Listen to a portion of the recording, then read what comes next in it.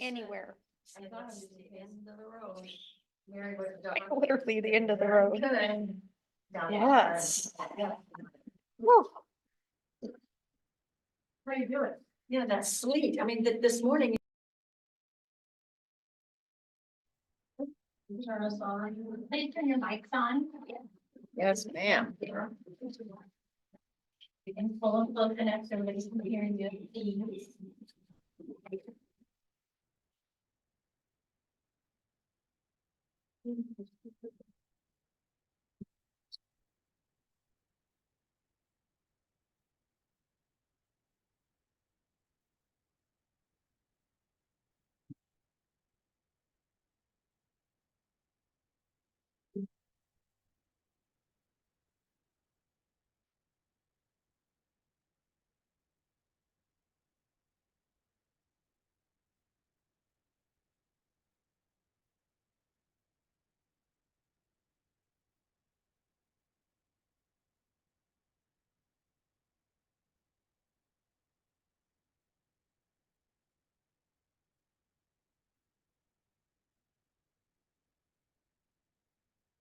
I've never seen time go so slow as the last 2 minutes. It's incredible.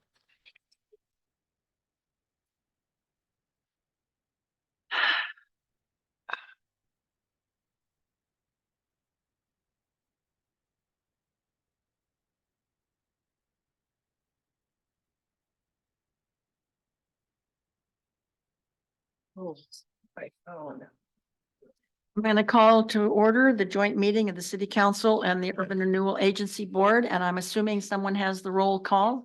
So we will begin with the invocation by Pastor Dan Wilson. Dan, you want to come up to the front and please stand?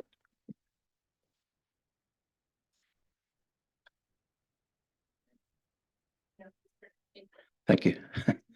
I want to thank each of you for your hard work and your service for this community. But yes, if we could all just bow our heads. Heavenly Father, thank you for the privilege, first of all, to stand here before this council and those of our community here. Lord, we just call upon you and we welcome you among us and to guide us. Your word says if we call on you, you'll answer and show us great and mighty things we know not. So I call on you, Lord, to just guide us and give us wisdom for the task that lie ahead for this council. And I ask all this, Father God, in Jesus' name. Amen. Amen. Thank you. Thank you. Now we'll have the Pledge of Allegiance led by our I pledge allegiance to the flag of the United States of America and to the republic for which it stands, one nation, under God, indivisible, with liberty and justice for all.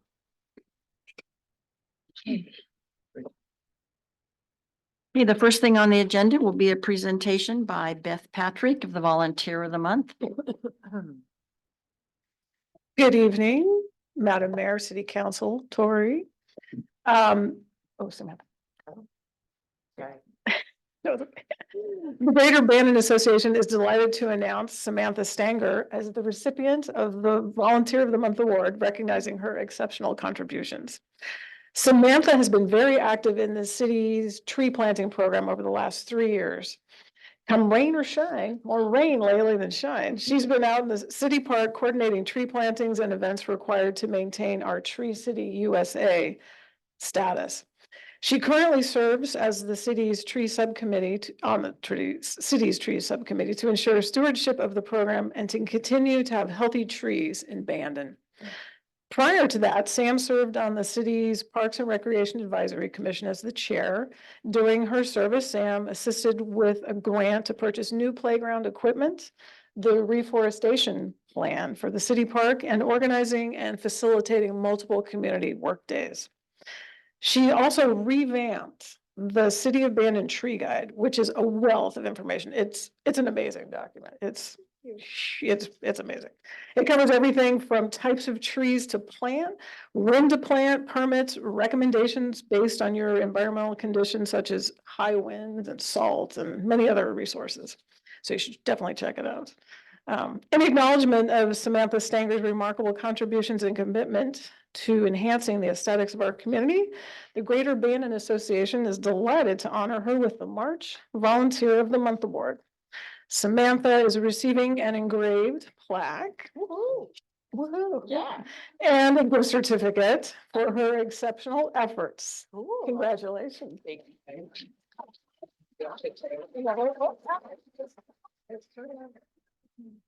Okay, sorry. It's my first time for you that. It's only my second. I'm. Josh is over there. You got it? Okay, thank you. Thank you. Okay, the next item is the consent calendar items. Do I hear a motion? Second. Been moved by Peter, seconded by Josh, that we approve the consent agenda. All in favor? Okay, the next series are the new and the old business items. Resolution 24-02 of the Bandon City Council authorizing the city of Bandon to enter into a twinning agreement with the Bandon Kinsale Municipal District, County Cork, Ireland, strengthening existing ties of heritage, commerce, and friendship between the two greater Bandon areas. I guess, do you have anything on that?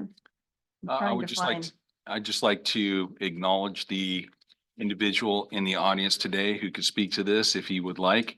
But we do have a resident who had the foresight and motivation to propose this for city council consideration. And pursuant to the council's direction at its last meeting, staff has subsequently prepared a resolution that if it's approved this evening and executed, it will be referred on to our companion in Ireland Okay. for them to review and consider. Upon executing the resolution, it would effectively establish the formal twinning arrangement between the two cities. So with that, if you'd like to address the council and provide any additional details. Well, I do want to show you something here that in my copious notes, I found as Bandon thinks of twinning with its Oregon names, we already entered into an agreement, which I thought we did, but apparently there are different people but the trouble is, Robin, this isn't dated. So I think it would be before 2018, but we did enter into an official twinning with them. But so now we're making it more official and probably will have another document for my files. Do you have anything you want to add, Robin? No, thank you, Madam Mayor, unless there's any question. And thank you so much for all your help on that. We appreciate it. I- Madam Mayor, I make a motion to adopt resolution of the City of Bandon City Council authorizing the City of Bandon, Coos County, Oregon, United States of America to enter into a twinning agreement with the Bandon Kinsale Municipal District, County Cork, Ireland, strengthening existing ties of heritage, commerce, and friendship between the two greater Bandon areas. Second. Been moved by Madeline, seconded by Brian, that we approve resolution number 4.1. 24-02. All in favor? Unanimous. Okay, now we have ordinance 1662, amendments to the comprehensive plan and title 17 of the Bandon Municipal Code to address coastal public access. Dana or Tori? Dana. Yes, that's me. We are bringing this one back. You might remember that the Planning Commission held a public hearing on this on August 24th. The City Council held a public hearing on August 2nd. You did not have a quorum all members present when you made the initial motion to approve the ordinance. So we had to bring it back for a second reading. And at that second reading, the timing was just right, that Fields v. Newport had just had a decision, and that was the court case that determined that cities were liable for injuries on improved trails. From what I understand, the Oregon legislature is taking this up and they're trying to figure it out. In an effort to wrap up our grant, we requested that you consider doing a second reading of the ordinance tonight. But we changed the effective date to be 6 months from the date of approval. So that buys time before the ordinance would go into effect, allowing the legislature to make that fix. Okay. Now, does the motion come first or the reading of the title? I think you request the city attorney read it and then you make a And then you motion make to the motion. approve. Okay, Yes. All right. Would you please read by title only? Sure.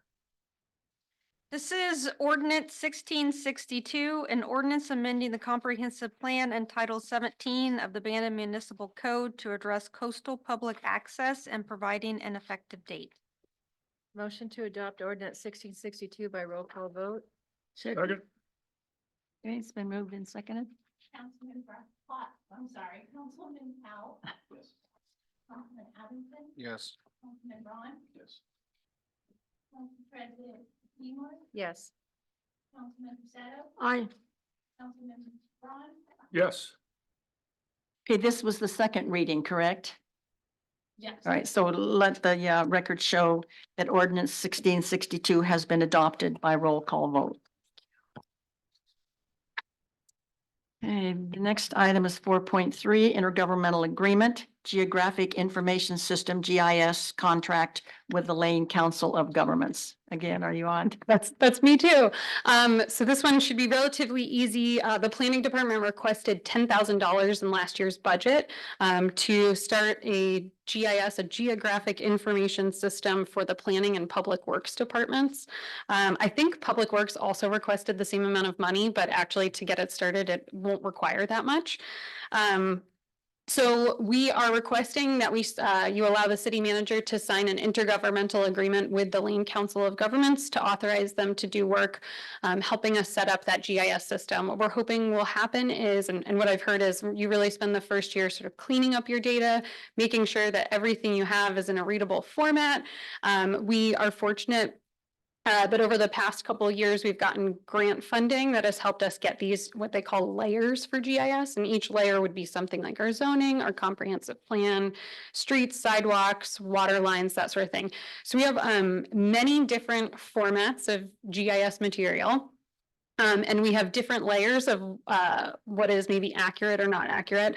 And so what LCOG will do is compile all of that data, sort of clean it up to make sure that it's all in the same format. First, we will have an internal facing system, but ultimately what we'd like is to have a public facing system. I really think that this will help in the long run, limit the amount of time that Tim and I get phone calls like, where's my water line? And what's my zoning? I think it's a lot easier for people to get that information publicly available on the city's website. It's something that many other cities offer as well. We currently have some of our GIS layers hosted with Coos County. So it'd just be nice to have it all in one place. So the attachment is the scope of work, the contract, the intergovernmental agreement with LCOG is a sort of template one. We've signed it before. So really the only thing that you would be approving here is that scope of work. What it says is that the first activity is what I told you about, sort of updating and creating the system. The cost of that is anywhere between $4,500 and $5,400. That is what they think they can get done before June 30th. We would request again another $10,000 to keep this project up in the future. The other thing to note is that the city has already been paying for ArcGIS licenses through Esri that we share with the electric department that's also going through a GIS update. So we're already paying for those. The other cost to the city will be in staff time that we'll have to kind of go out in the field and geolocate some of the particular items that are missing from the map. The second phase would be the ongoing maintenance and GIS support. We would be able to call LCOG, which is the Lane Council of Governments. Anytime we needed a change to that map and they'd sort of be on call to make that change, we would only be billed if they actually made the change. So we wouldn't be paying them for any work that they weren't doing. Do you have any questions?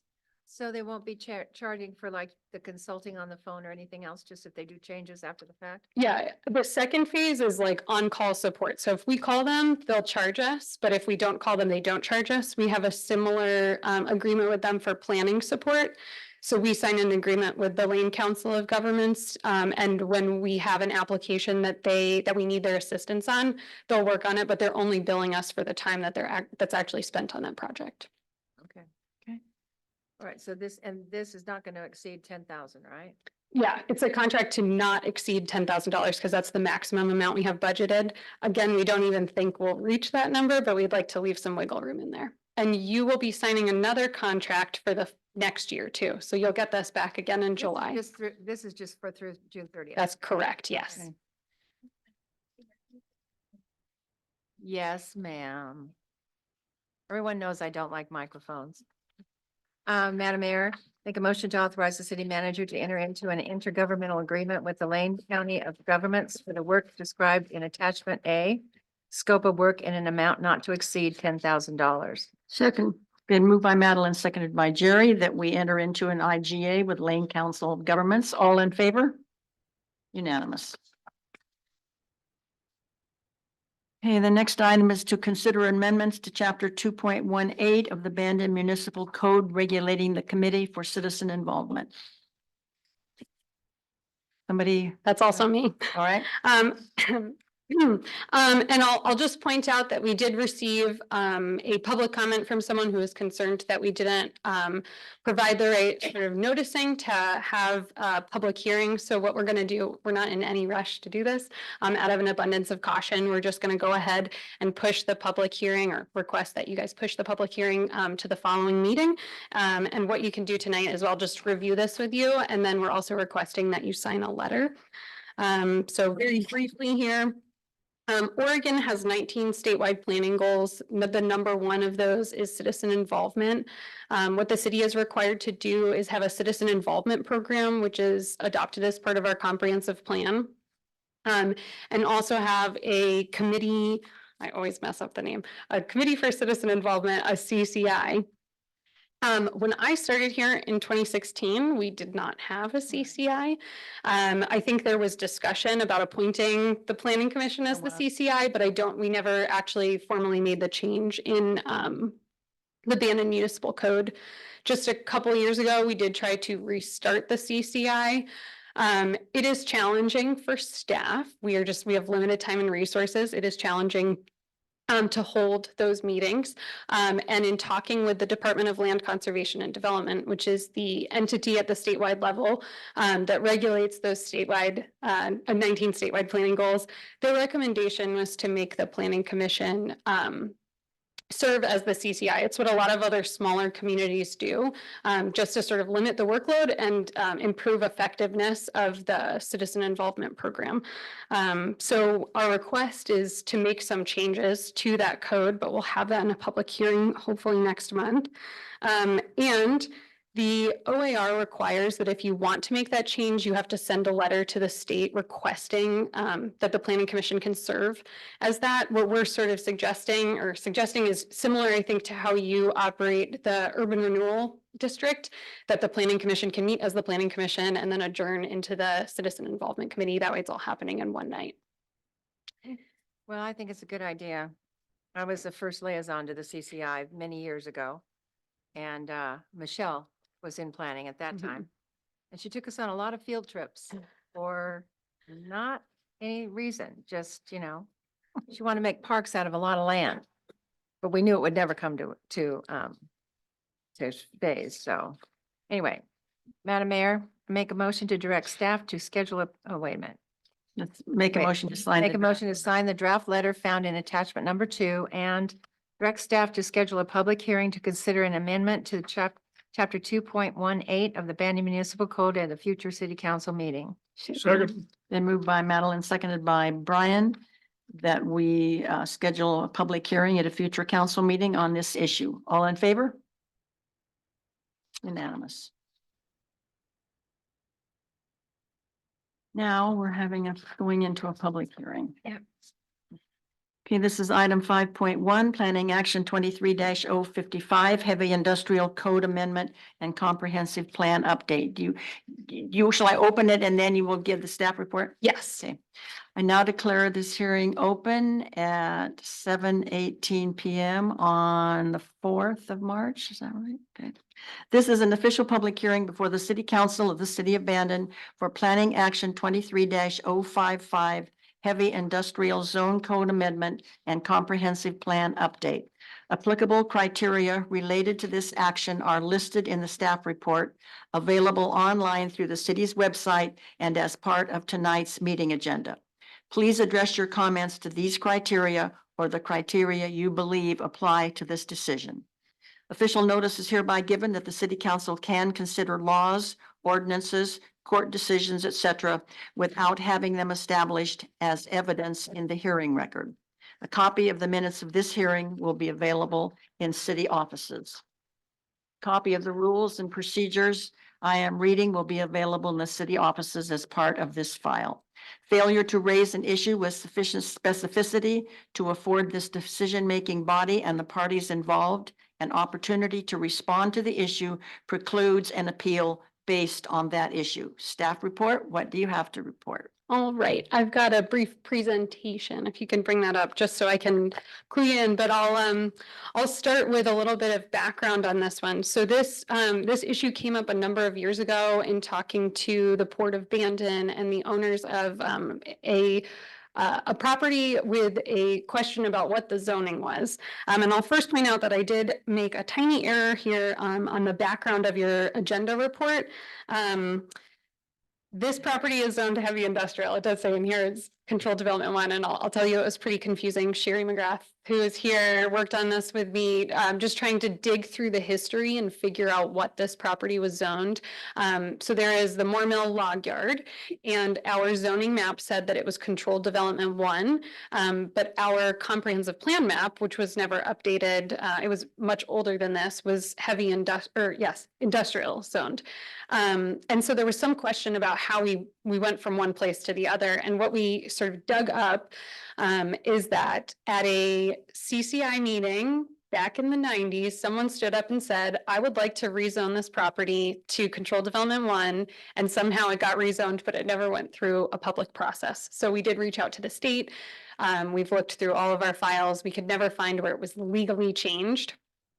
So in talking again with DLCD, what they said was that the property wouldn't legally be recognized by them as being controlled development 1, so it would revert back to what the original zoning was, which was heavy industrial.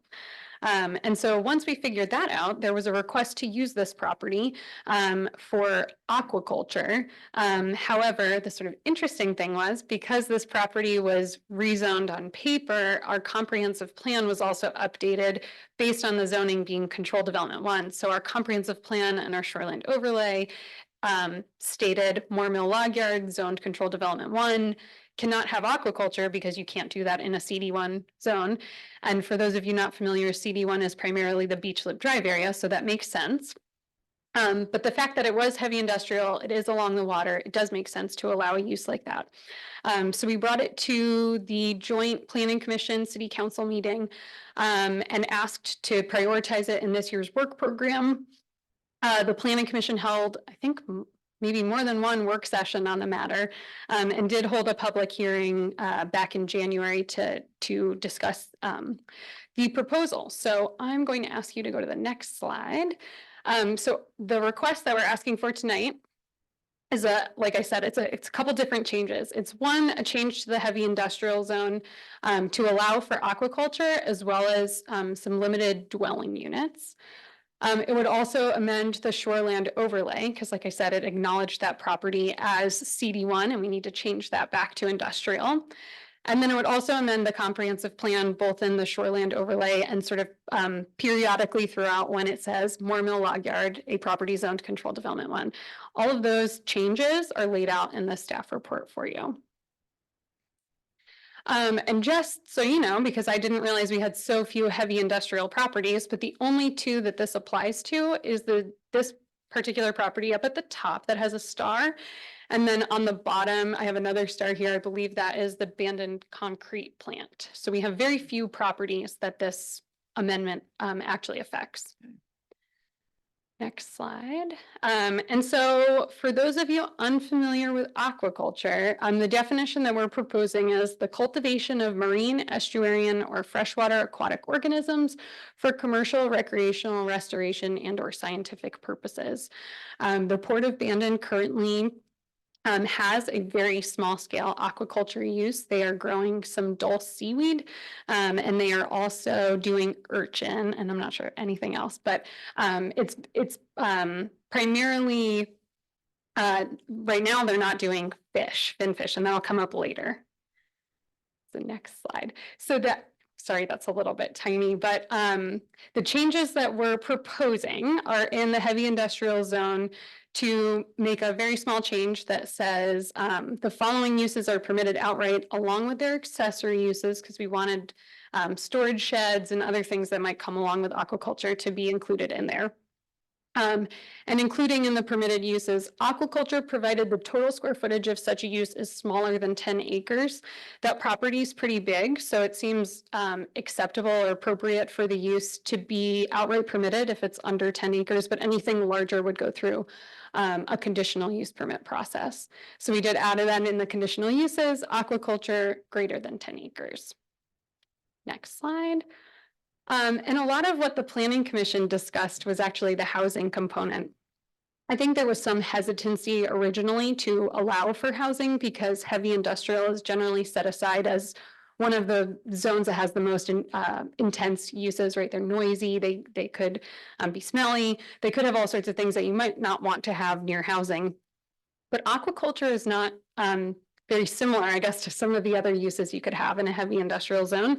Housing seemed pretty appropriate, but what they wanted to do was leave some flexibility for if and when this property gets developed for aquaculture in the future, while also limiting and ensuring that the housing component would be accessory to the outright permitted aquaculture use.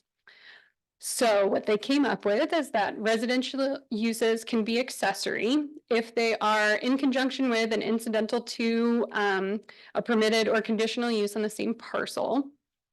They couldn't have more than one dwelling per 2 acres. This was sort of interesting. Our code has a different definition for dwelling versus dwelling unit. So we did make a change between the initial proposal and the one that's before you tonight. Dwelling is much more broad. Dwelling unit is very specific. There was some conversation around what type of housing might be out there. Most likely it's not single family homes. It could be more like bunk houses or single room occupancy or dorm style, or, you know, just smaller multi-unit buildings or one large building. So that was specifically changed for that reason. They also said that the total square footage of all units must be less than 6,000 square feet on the site. Again, not limiting the size of any particular dwelling unit or dwelling, but just that overall residential uses had to be less than that amount. And then there was some concern about the impacts of crustacean and finfish, which are potentially a little bit, could have more impact than the other stuff that they're doing out there. Seaweed doesn't really have any impact. And so there was a request to have a type 2 path for that. So that would be where the neighbors are notified within 100 feet and have the opportunity to comment on it. Next slide. Okay. And then I'm not going to go through all the changes in the shoreline overlay, and because they're pretty much the same in that particular zone and in the comp plan. There's what's called a matrix that shows all of the shoreline management units, which is on a map that shows you how each one, what uses each property can have. And so we are just aligning those with what you're approving in that heavy industrial zone. And then it gets memorialized both in that shoreline overlay and in the comprehensive plan. And I think that's it. Yeah. I know it's a little confusing, so let me know if you have any questions. All right, so now we're going to move into public comment. This hearing is to be orderly and courteous. When it becomes your turn to testify, please state your name and address for the record. You will be given 3 minutes to share your comments. Please be mindful of your time. Anyone wish to address? David, Cheryl, Nancy, anybody want to? 2 of them. I guess we didn't sign up. This is just for the. Oh yeah, this is just the hearing on what we're, okay. Sherry. Thank you. Sherry McGrath, P O Box 1548 Bandon.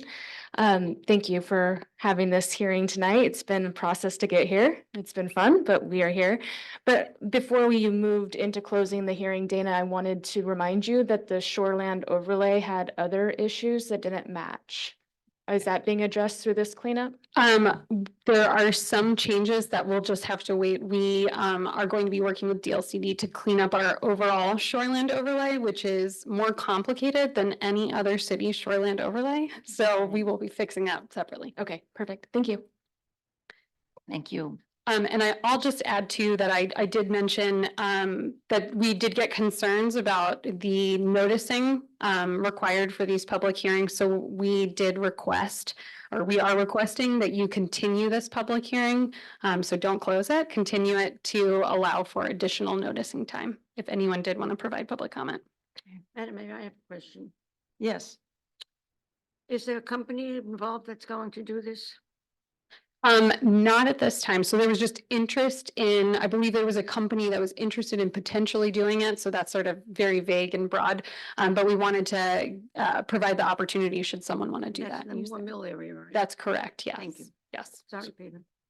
No, yeah, my question is about the ports property, that's zoned marine commercial, correct? That is correct. And aquaculture is permitted in marine commercial. So what's the desire to have it zoned heavy industrial? Why not just a marine commercial? Oh, because it's already zoned heavy industrial. Ah, So okay. yes, so sorry, it is very This is just confusing. clarifying what should have been.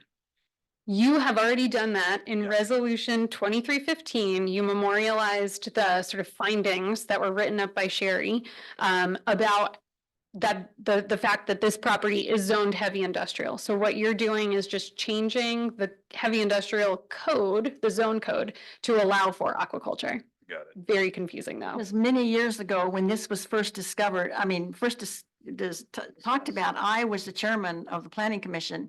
And that night, David L. Davis brought it to us and we voted to change the zoning because I believe he wanted to do some kind of a resort development down there.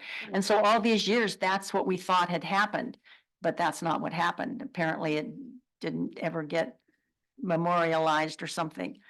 So, but My it's discussed. understanding was the motion that was made was to do it as part of periodic review, which was the process that cities used to have to go through to update their code and comprehensive plan all in one big project. And so there was a vote to put it in the periodic review update, but it never actually got updated. Okay, well, that's what happened. Is the water quality conducive to doing aquaculture? I believe it is. I'm probably not the qualified person to tell you that, but from what I understand, there is no impact on the water quality. So in order to do aquaculture, you have to get some permits from the Department of Environmental Quality.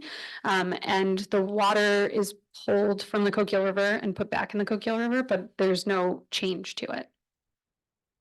Is there anybody else in the audience, before we talk to council, is there anybody else in the audience that wishes to address this or on Zoom? We never know about Zoom. Do you know if there's anyone on Zoom? All right. there's people on there, but there's nobody. So, Oh. uh, That's Jeff, right? Is this Jeff? yeah, hi, folks. Sorry I couldn't join you tonight. This is Jeff Griffin from the Port Abandoned. I just wanted to quickly let you know we support the proposal that's before you. It's taken a while to get here. I appreciate all the help from Dana and the planning department and the time the planning commission took to tour the farm that we have behind our building, the Coast Guard building, and then put together this proposal. We saw this site, the mill site, as a potential site for aquaculture, in particular mariculture, because it has some deep water adjacent to it in the river, where the tide brings in a lot of ocean water underneath the fresh water on the river. And it's got some pretty good depth there, and it looked like an ideal spot. So that's when we approached the mill owners and had a discussion about this and started doing feasibility work on it through a grant from Business Oregon, actually, a couple years ago. One of the issues obviously was zoning. And so that's when we started to work on this. But yeah, I just want to let you know we're supportive and like to see this go through if at all possible. Thank you. Thank you, Jeff. So if anybody else, do the staff have any more comments? I'm just going by the script. Just by the. Just if you're going to continue the public hearing to your next meeting, you need to state that on the record and have a date and time certain. for the Okay, yeah, that's continuation of next that on the, hearing. okay. So at this point, I'm going to entertain a motion to continue the hearing to April 1st at 7 PM in the council chamber at the city of Bandon. Do I So hear? a moved. motion? So moved. Been Second. moved by Brian, seconded by Madeline. All in favor? Unanimous. Okay. We don't have anything for the urban renewal, do we? Okay. Now, next is public comments, and this is the time when you can address the council on, and please keep your remarks to 3 minutes. Do you have a sign up list? Okay. Bill? This is from Bill. This is from Bill Frey. Good evening, Madam Mayor, councilors, and City of Bandon team members here tonight. My name is Bill Frey, and I live here in Bandon. Thank you for allowing me a Thank you. brief conversation on a topic of workforce housing that I think is pertinent right now. And I have, or June has provided you with a handout I brought tonight. I won't go over the entire handout. I just like to basically summarize what it says. I think we all know that one reason people can't afford house is because the cost of the housing on the apartments is more than they earn, basically. And when we look at the Banding housing needs analysis, which was done last year, it indicates that the median income of a household here in Bandon is approximately $37,000 a year.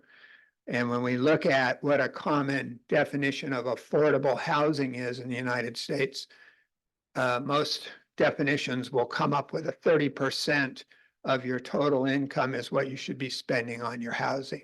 So with a median income under 40,000 and 30% of that, we look at a rent of less than $1,000 a month. And that's something that is generally not available here in Bandon. And why that comes up tonight for my conversation is I believe the city, through the Dormy House LLC project, which is a joint project with the school district that was initiated last year. I believe that that could provide some affordable housing to folks that want to live and work here in Bandon. And what I would ask the council to consider is for the city to basically define what workforce housing is in dollars and cents as we move forward with Dormy, to make sure that what they come up with, and I haven't been able to find any information what they estimate their rent would be for their small apartments or their homes.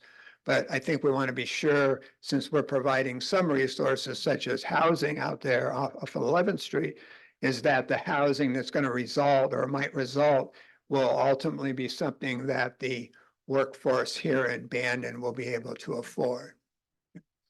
Thank you. Thank you, Bill. Thank you.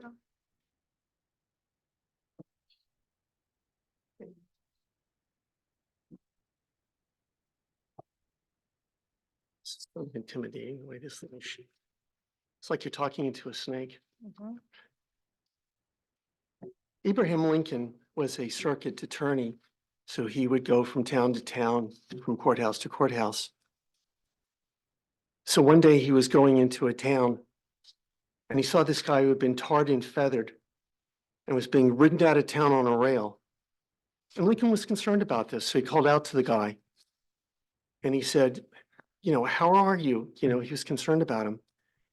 And the guy's response was, well, if it wasn't for the honor of it, I would rather have just walked. So I can relate to that.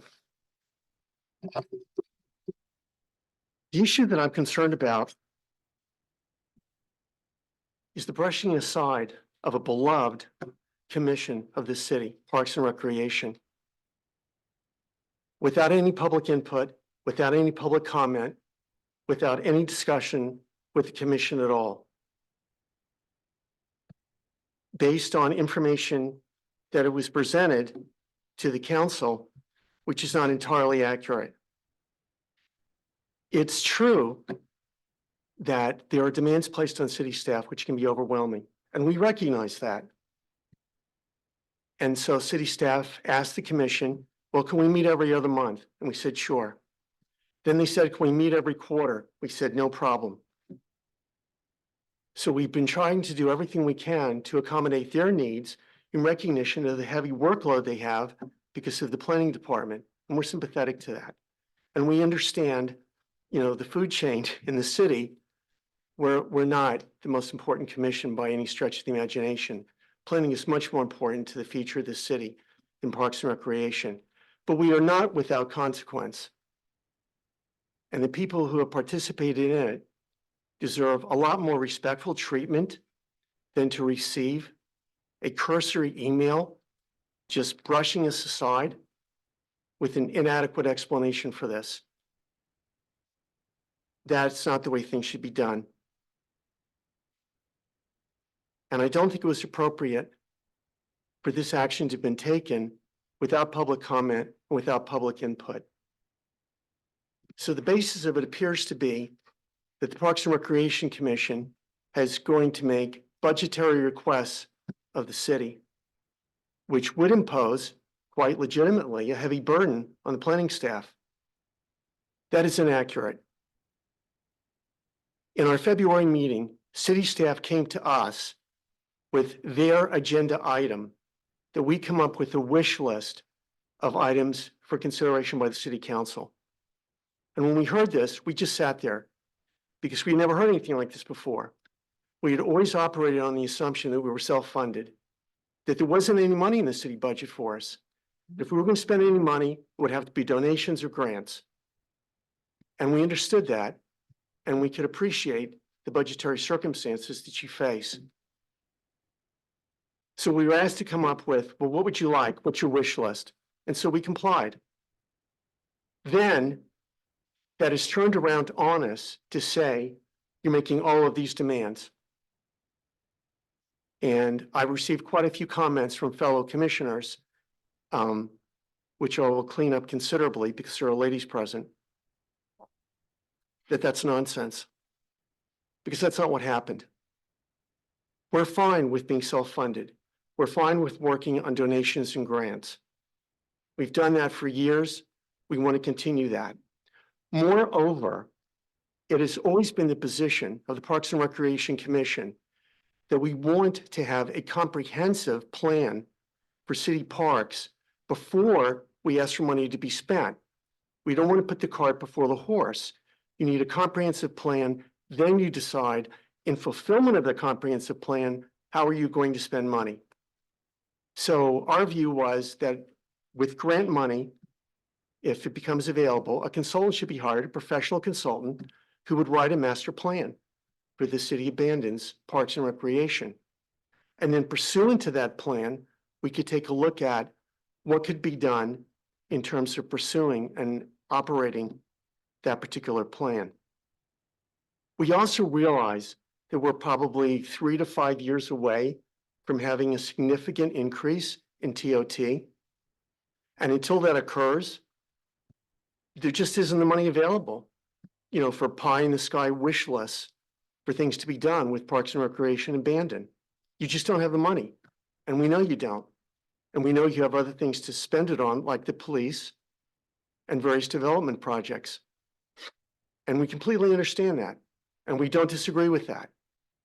So our approach is, let's get a comprehensive plan first, then make the budgetary requests pursuant to that plan.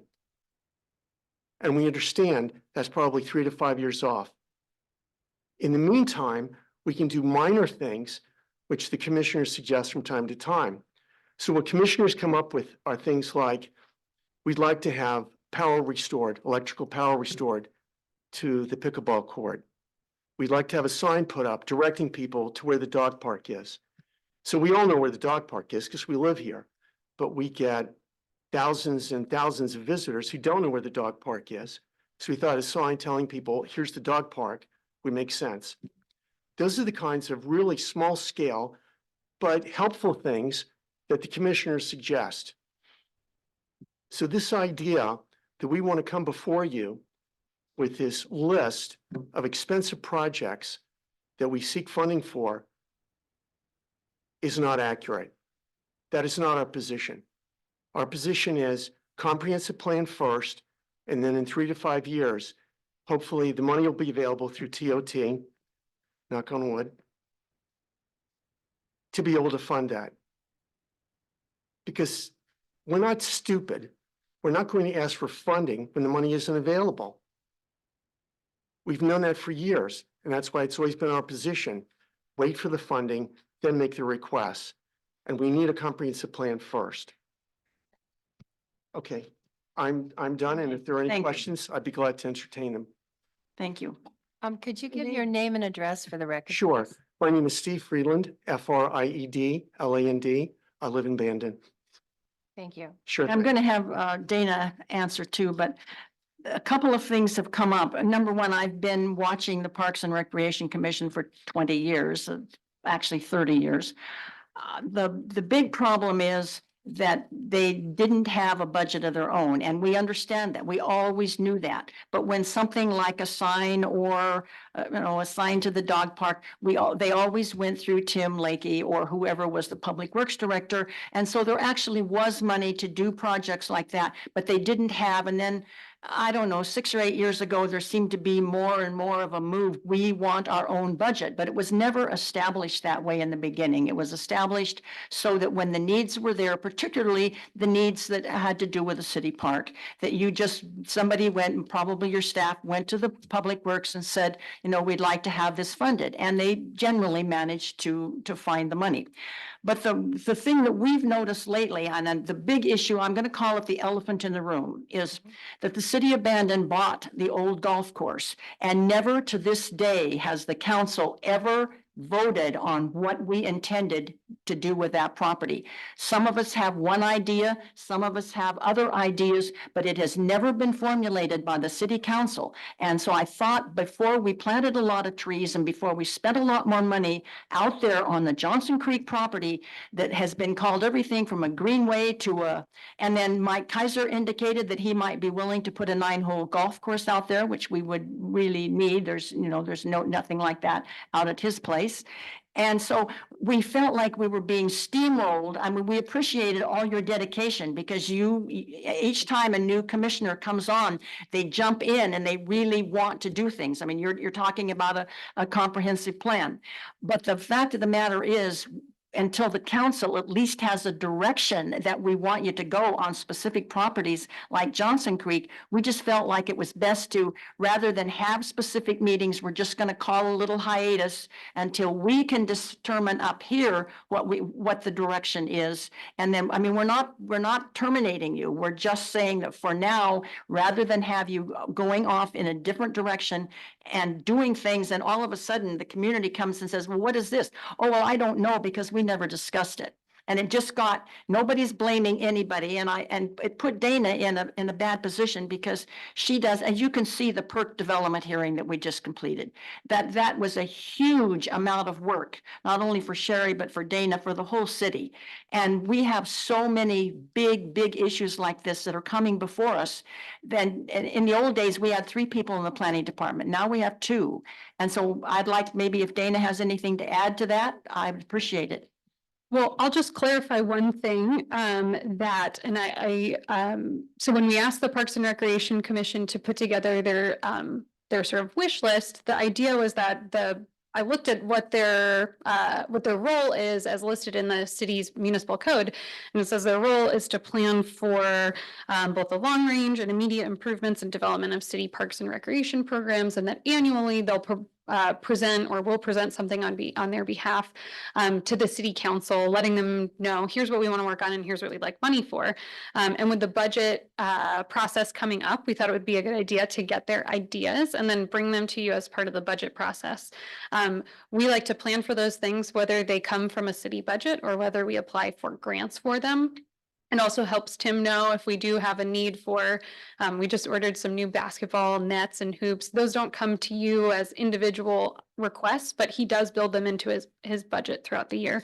So I do apologize if it came across as we're asking you for all these things and then we're not going to do anything with it. Those will still come to you as budget request items. All right. And we do appreciate the work of the Parks and Rec We Commission, do, but definitely. we just need a little breathing room before we And to can make pursue sure that anything we else. should have done this, I tried to do this a year and a half ago, and we talked about it in an executive session, but there was never any decision made. The former city manager didn't necessarily agree with all of us. And so we just didn't do anything. And then all of a sudden we realize, I'm looking at the minutes and I say, oh dear, we're proceeding down there. We're going to do this. We're going to plant trees. Wait a minute. We just needed to back off a little. So we appreciate the work that you've done and certainly your enthusiasm. I will say that you are enthusiastic.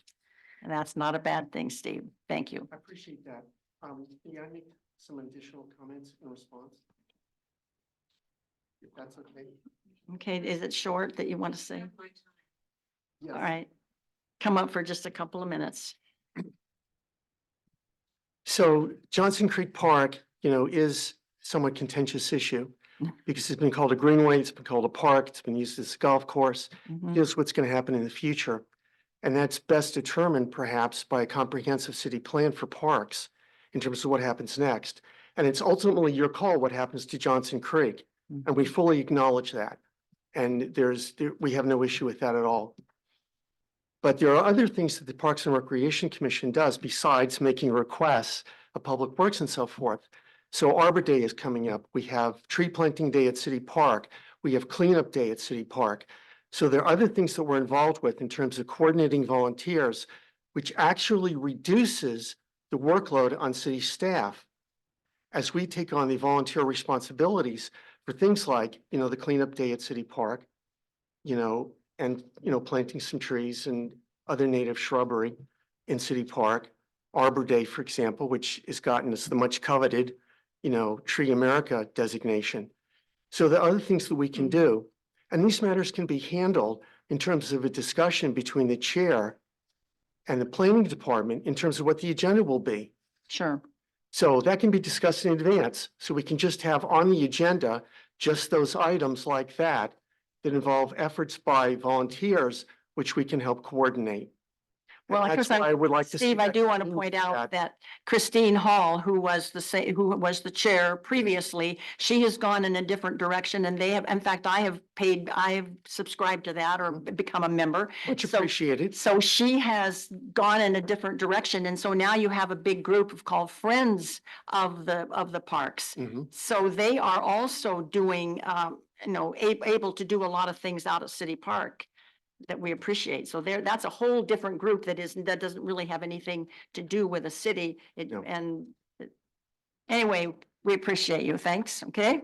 I would just like that to be considered, that's all. All Let right. us continue and do some low-level things. Okay. Thank you. Did anybody else sign up? I'm okay if you need those.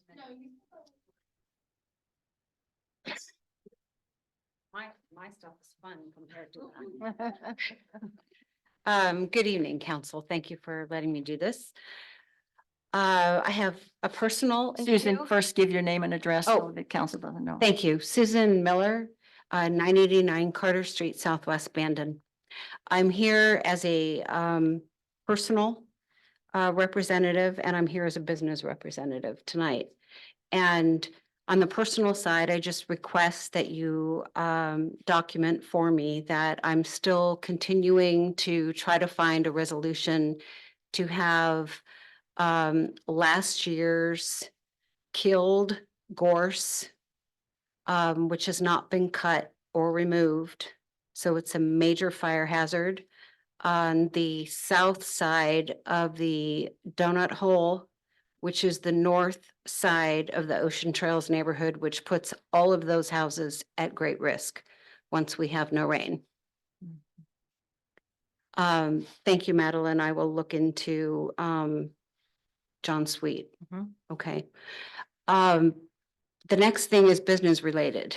And I've shared with the mayor and Madeline and Peter, my feelings on coming to Bandon, whether you're from out of town or you have grown up here, the importance of what it takes to really be a business owner.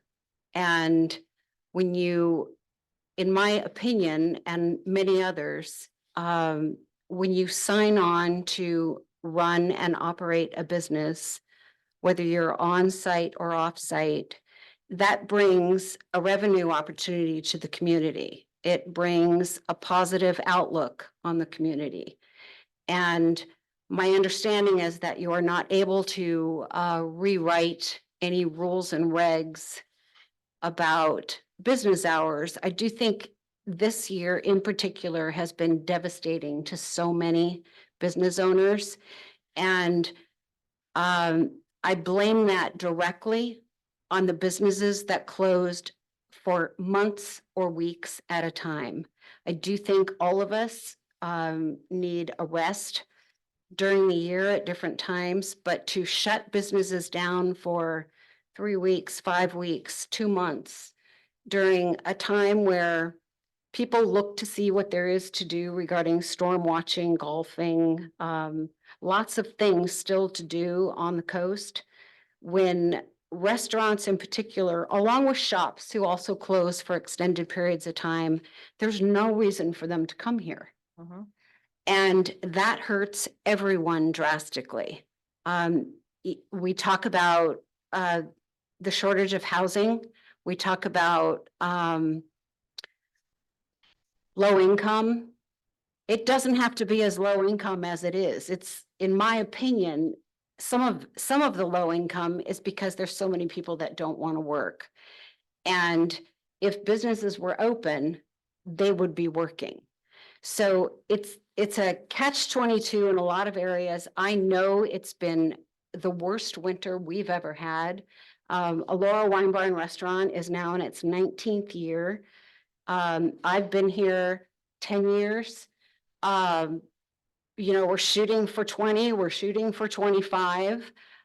We are doing something to help to try to change the whoops, Bandon's closed. There's no reason to go there. We're open all year round. We take a week off in the winter and a week off probably right before either the holidays or somewhere in the summer, but it's a week. And for us, that's typically 4 days. We're going out of our way beginning this coming Sunday to be open on Sundays. We've had quite a few people in the community ask us, we need an upscale, casual upscale bar to go to on Sundays. So that begins for us this coming Sunday. We'll be doing light fare from 2 to 6 p.m., not serving our regular menu, but that's a way to hopefully increase that Sunday business, not only for us, but retail throughout Bandon. When the dollars come here, I don't know how they get dispersed out tax-wise, but it's critical to have places open year-round. So I want to have that on the record, and I will continue to do whatever we can do creatively to ensure that business comes our way. Okay, thank you. Thank you. Susan. Thank you. I will say that this has been, I believe, a grim winter, but people like Lori Osborne, it seems like she is bringing people to town. She's paying a big mortgage to rent that building. I think it's $7,000 a month just for her rent.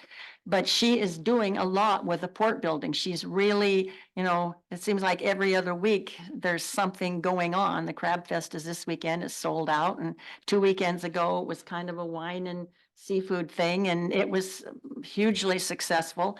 So I agree that I talked to a woman today. It's interesting. I was in Coastal Mist, and she lives here in Bandon. She lives out on Colony Way. And she looked across the street and the candy store was closed, and maybe the whole street was closed. I don't know.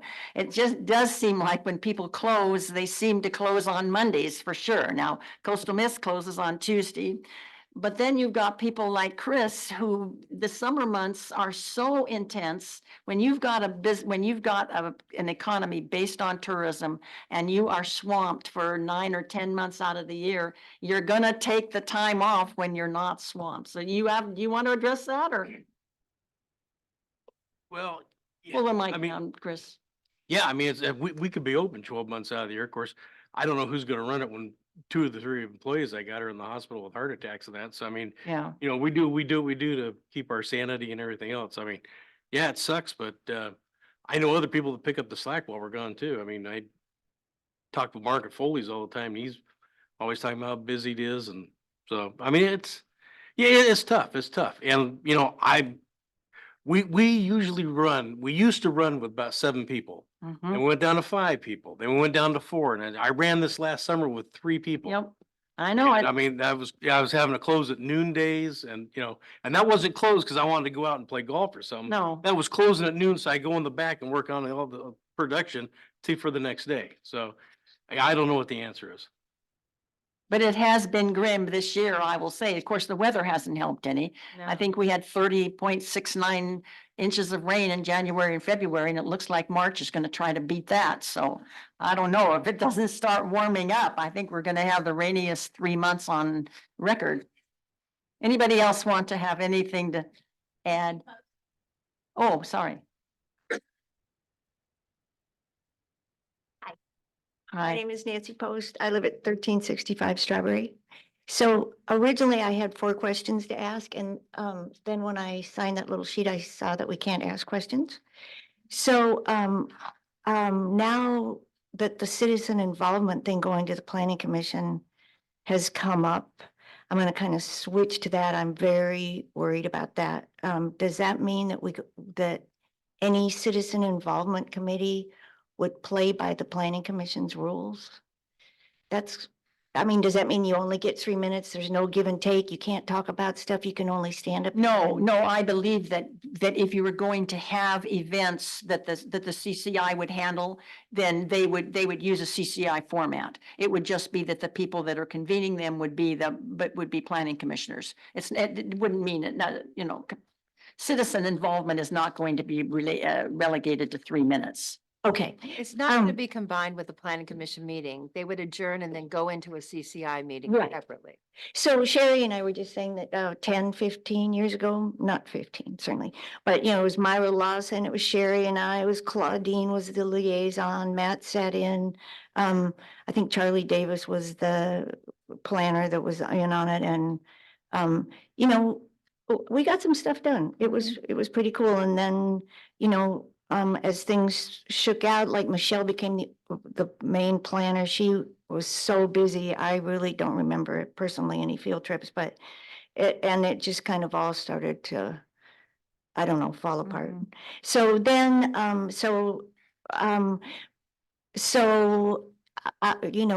our neighborhood is going to be very, very impacted by Gravel Point. But what my biggest concern is Beach Loop. So I've just been thinking about these 4 topics. I remember about 6 months ago, Matt Winkle standing here, and there was some give and take about an engineering report. I think it was done 20 years ago or something that might have led to the path that's here now, or here and going now. So I'm wondering what's happening with that. And then I took the TSP survey and I used it as my outline for my comment in the appeal. And so that, that all sounds really great, and I'm hoping that'll lead to something, but I'm wondering, is that largely like a public participation thing, or does it have any real teeth, or, what's really going to come of that? And then I think I heard Dan O'Connell mention a $20,000 donation or something about Beach Loop the night of the appeal. I don't know. Remember that? Yes.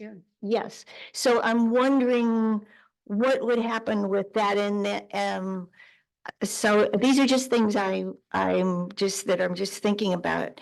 And then, I think I heard the city manager comment that we might wait until after Gravel Point is built. I hope I misheard. And that, then we would assess the impact 6 months later that it has on Beach Loop. So if it takes 3, 4, 5 years for Gravel Point to be built, are we gonna wait?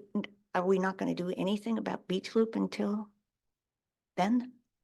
I mean, it's really getting kind of pressing that we do something.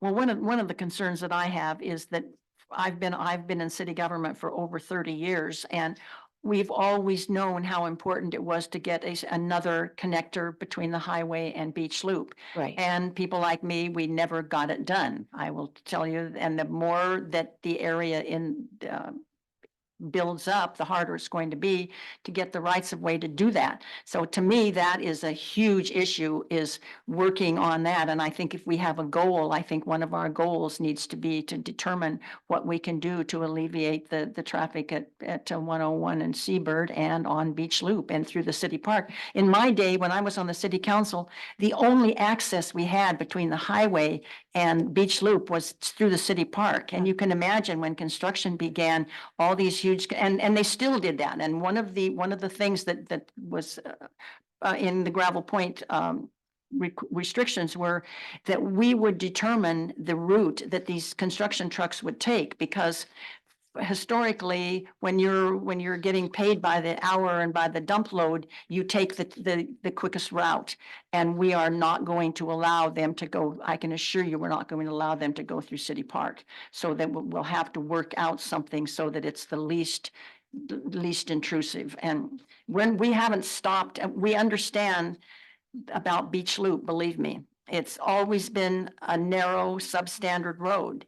But we can't stop development for something that the city has for some reason refused or been unable to do anything about all these years. I mean, the rights of ways aren't there. We've lowered the speed limit, you know, and the same with, we get complaints all the time about Seabird. No matter what the speed limit is, we always get complaints pretty much from the same people. I don't know why. They must live right near the road or something. And the police chief goes out there and he does his best to try to control, and he doesn't see any speeding, even when he goes out in his private car. So there's just so many situations that, you know, we're working on them. All I can tell you is and what Mr. Contreras meant was that, because usually once something's built, you've already given the permission for it. But once something's built, then you kind of forget about the impact. But what he's promising is that after 6 months, then we can come back and look at what that impact might be. So that's what he meant. I mean, he wasn't saying that I'm not going to think about this until 6 months after this is built. But what he came up with I thought was extremely good proposal. So is there a plan? I mean, is there any plan? Is there, I mean, will these things come together like the engineering Matt talked about and all these different things? Is there a plan? I can speak to that briefly. So we're working on a transportation system plan, and then separate from that, what we were calling the beach access connector, which is just a pathway along Beach Loop Drive. And so, yes, both of those will result in a plan. The transportation system plan is adopted as part of our comprehensive plan. It's a little bit more broad. It's less detail oriented. It's aspirational. But the beach access connector plan, we hope to it's preliminary engineering, so it's sort of the first step before you get real construction drawings done. We actually hope to use those to apply for some grants this fall. The next step on both of those projects is we'll have a public open house in person in April to consider both of those. So we'll put it on the city's website. We'd love for Beach Loop Drive residents and Strawberry Drive residents to come. Can I clarify that, Dana? That would be Yeah. April 2025, correct? Oh, sorry. I mean, the open house will be April. Of, Of this year, to provide input on the transportation system plan and that beach access connector.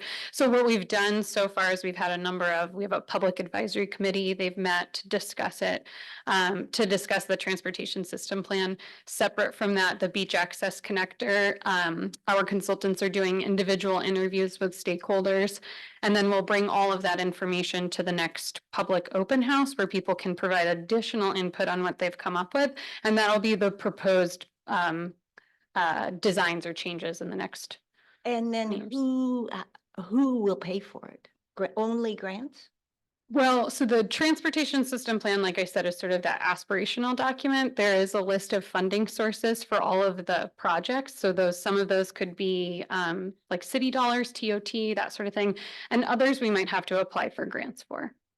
The beach access connector right now is not budgeted. I mean, it's not in the city's current budget. So we'll be applying for grants in the next budget cycle. And it was to, as I recall, it's to connect the access points to the hotels and stuff. So you Nancy, can- so you Nancy, I can have a get to good the idea. access point. If you've got some questions, why don't you send them to me and I will try to get some answers. And I that way, love because that. we shouldn't be doing this here. So Okay, anyway, I thank you. appreciate it. Okay, Appreciate thanks. it.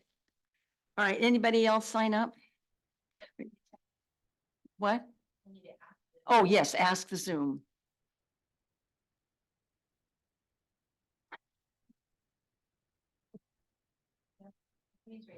All right, so now we have city manager comments. Yes, thank you, Madam Mayor, members of the city council. I'd just like to inform the council that the contractor that has been retained to perform the work on the Sprague Theater is currently mobilizing, and they anticipate commencing work on the siding and repairing the exterior of the building this week. The work's expected to take approximately 2 months to complete. So hopefully, we have some good weather moving forward. I wouldn't. If they're preparing to start this week, they're gonna be working in the rain? That's what I understand, yes. Okay, They're what? they're gonna work in the rain. Okay, thank you. Right. All right, do you have anything else? Yes, I would Okay. like to bring to the council's attention that there were some reports today of a tree that is very dear to the city of Bandon. It's a historical cypress Oh, tree at Fourth and Ocean. at Fourth and Oh. Ocean. Mhm.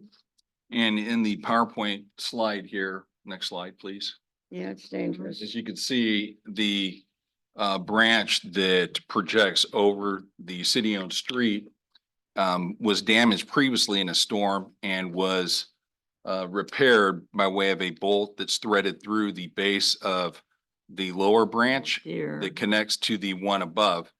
And most recently, in light of the storms, staff has observed that the branch that projects over the street Oh. has lowered in height by approximately 3 feet. Mhm. Therefore, the clearance and the minimum clearance requirement is 15 feet. It's currently at 13 feet. So in abundance of caution this morning, Public Works staff contacted the city's arborist to come out and do an inspection of the tree.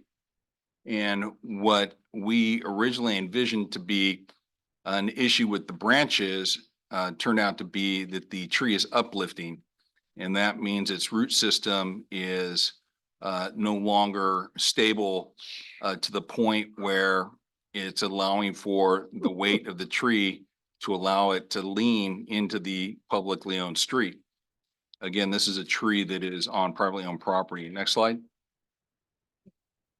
So in this picture, again, the portion of the tree that's projecting over the sidewalk into the public street, per the recommendation of the arborist, would be removed. And that's in an effort to save the remaining portion of the tree. Next slide. This is just a detailed photo of the branch that was repaired previously and is now sagging by an additional 3 feet. Next slide. So this is a part of the tree that's of greatest concern. And as you can see, it's currently rotting. And in an inspection today that was conducted by myself and the Public Works Director, we determined that there's also some evidence of borer penetrating the base of the tree, which has caused that to become unstable. So this is a part of the tree that is uplifting and is the greatest concern to the city and the arborist. However, we anticipate that if we remove the weight of the tree by the branches that project over the sidewalk and into the street, we could preserve it at least for the near time in the future. There's also an opportunity to take a portion of the tree and plant it with the idea that if and when this tree were to no longer be structurally sound, that in the future we would have a sampling of the tree that we could then plant in its place. Next slide. Okay, that's all I have. I don't want to be the one to tear it down. But yeah, I mean, that's dangerous. very It's dangerous. fallen 3 feet. Yes. I drove by it the other day and it looked like it had moved Wow. quite a bit. So staff, public works staff met with the property owner, explained the situation, and he and the arborist were on site. We have obtained verbal authorization from the property owner to do what's necessary to ensure that the public safety is maintained Good. in an effort to preserve, protect the tree the best we can. Okay, thank you. Brian, do you have anything? Yeah, well, while you're on the subject of dangerous trees, I live on Franklin and I very often use 8th Street to access just about everything. And some of those cypress on 8th Street by the school, Oh, yeah. those are really scary. Yeah. And I mean scary. And they have come down in the past and they continue to. So while we're on the subject, maybe we need to contact the school district and have the arborist check those out as well. That's all I've got. Jeremy? Well, I just want to compliment Tori and the city staff who's been putting the agendas together. I like the way you do it. It's a team effort. Yeah. And thank you for that. Team effort. That's what I said, city staff. I don't have anything tonight. I would just like to congratulate Sam on the Volunteer of the Month, and if you see her about town, give her a shout. Josh, Chris?